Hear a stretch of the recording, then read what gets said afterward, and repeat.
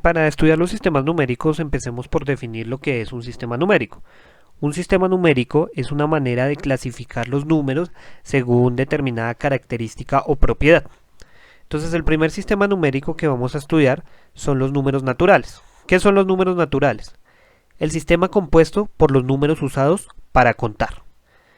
Entonces, inicialmente, el sistema de los naturales, que lo representamos por la letra n, está compuesto por los números 1, 2, 3, 4, 5, 6 y así hasta el infinito. Entonces aquí hay una cuestión importante y es que el 0 puede o no estar incluido dentro de los números naturales. ¿Por qué razón?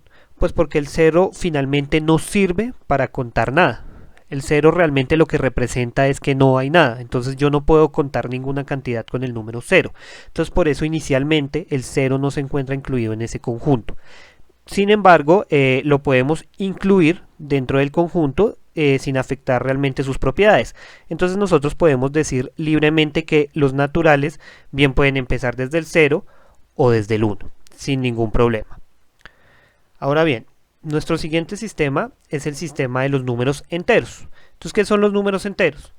Un sistema compuesto por los números naturales y el negativo de los números naturales. En este caso, vamos a tomar a los números naturales como incluyendo el 0. Entonces, los números enteros los vamos a representar por la letra Z y en este caso vamos a tener los números naturales y debemos añadirle los negativos de los números naturales. Esos serán los números enteros. Entonces, este conjunto va desde menos infinito hasta más infinito. Y en este caso, podemos decir que los números negativos suelen representar deudas.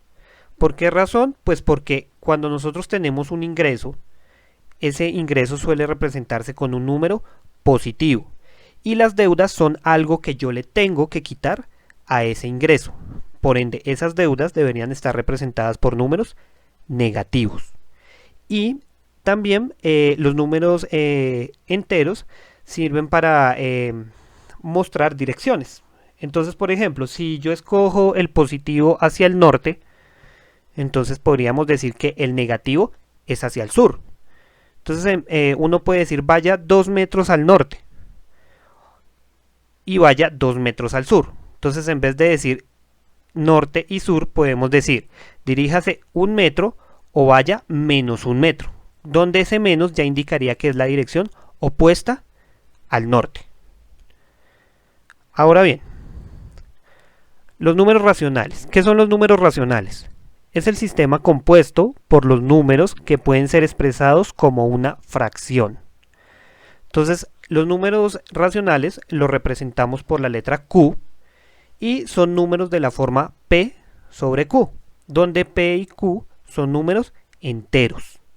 ¿Eso qué quiere decir? 1/3, 2 octavos, 8 quintos, menos 5 medios.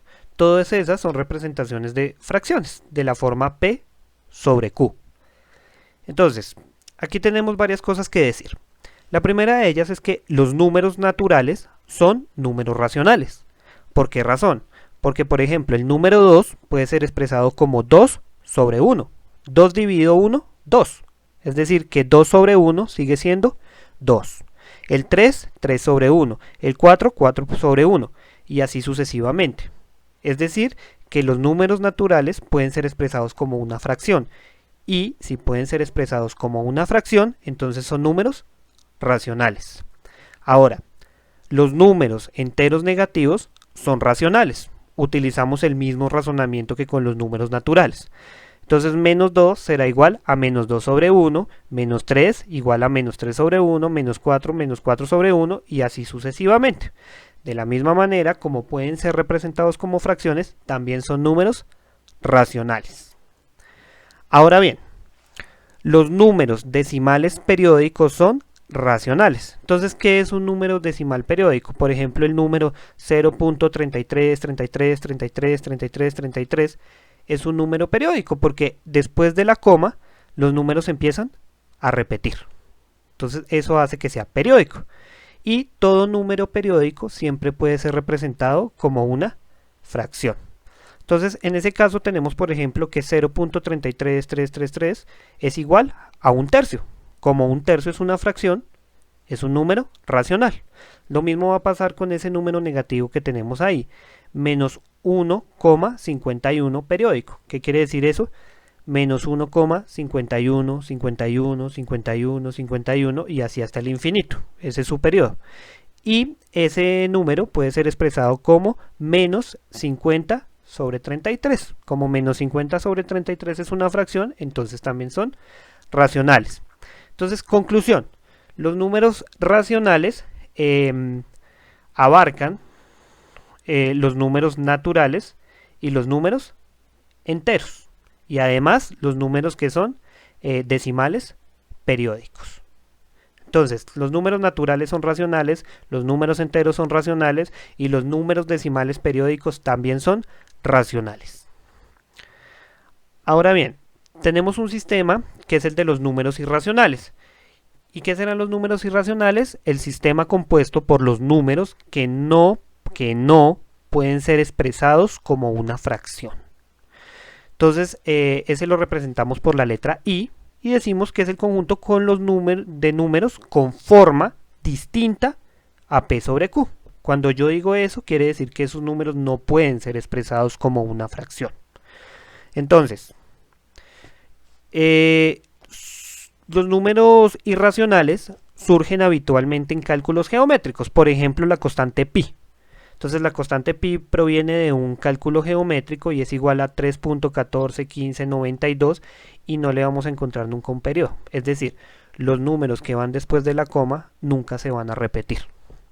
Siempre van a ser combinación distinta de esos números. Como no hay un periodo, no se puede expresar en forma de fracción y por ende decimos que ese número es irracional. Otro ejemplo que tenemos ahí, raíz de 2, 1.41, 42, 13 y continúa así infinitamente, pero sin un periodo. Entonces no voy a encontrar nunca un periodo de números que se repite y se repite y se repita. No, esos números después de la coma siempre van a ser distintos. Esto no quiere decir de ninguna manera que todos los números, que las raíces cuadradas, que la raíz cuadrada de los números sean todos números irracionales. Porque, por ejemplo, la raíz cuadrada de 4 es 2 y 2 de ninguna manera es un número irracional. 2 es un número natural. Entonces eso no es necesariamente cierto. Sin embargo, en este caso, raíz de 2 sí lo es. Raíz de 3 también lo será. Listo. Finalmente, tenemos los números reales. Los números reales es el sistema compuesto por la unión de los números racionales y los números irracionales. Entonces, ¿qué son los números reales? Pues ya es el sistema, es el conjunto de números que abarca todos los números. Entonces, lo representamos por la letra R y decimos que va a ser igual a los enteros unidos, los racionales unidos con los irracionales. Entonces, tenemos la siguiente propiedad y es la cerradura respecto a la suma. ¿Qué quiere decir cerradura respecto a la suma? Eso quiere decir que la suma de dos reales es un real.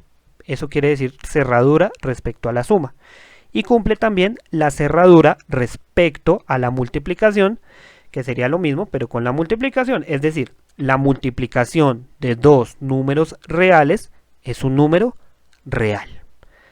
Entonces tenemos que los reales cumplen esas dos propiedades, cerradura respecto a la suma y cerradura respecto a la multiplicación.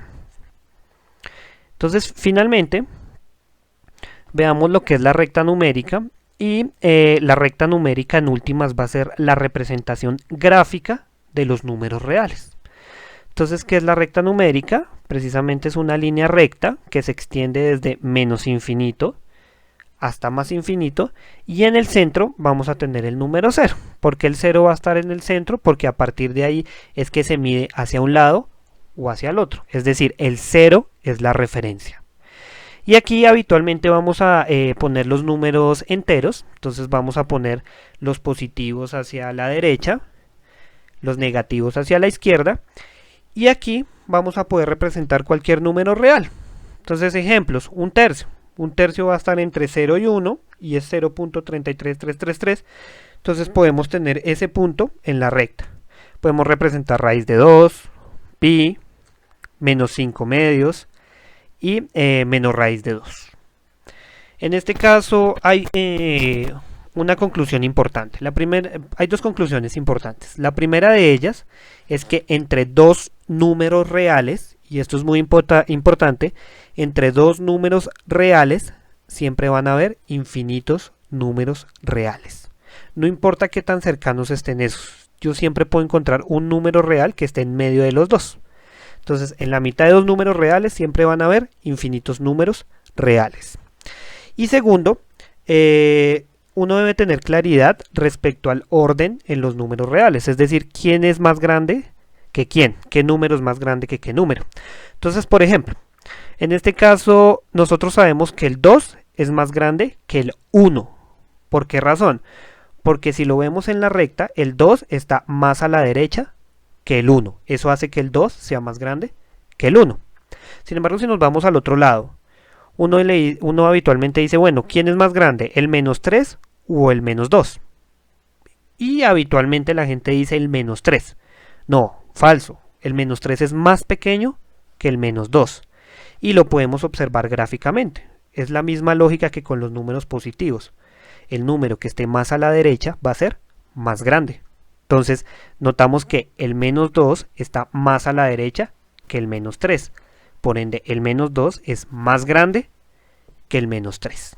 Y eso es muy importante. Listo. Entonces, finalmente podemos concluir que a cada punto sobre la recta le corresponde un número y por tanto a cada número le corresponde un punto sobre la recta.